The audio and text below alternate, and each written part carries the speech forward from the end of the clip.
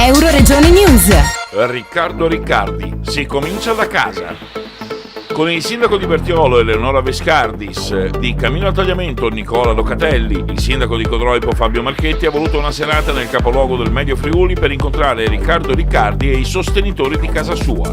L'attività politica del 2018 si apre per il centrodestra del Medio Friuli a Codroipo e direi anche si apre per tutta la regione Friuli Venezia Giulia. Questo è il primo incontro ufficiale organizzato da 3 sindaci, il sottoscritto, il sindaco Locatelli di Camino al Tagliamento e Eleonora Viscardis, proprio per sostenere a piena con tutte le nostre forze la candidatura di Riccardo Riccardi alle elezioni regionali in qualità di candidato presidente.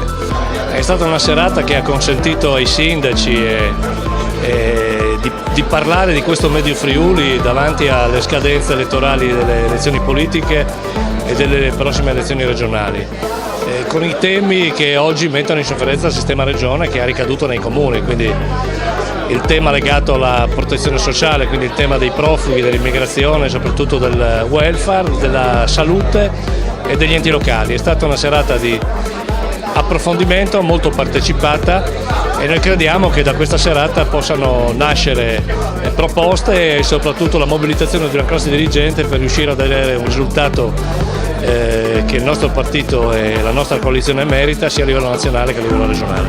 Dal Medio Friuli per Euroregione News, Marco Mascioni. Euroregione News.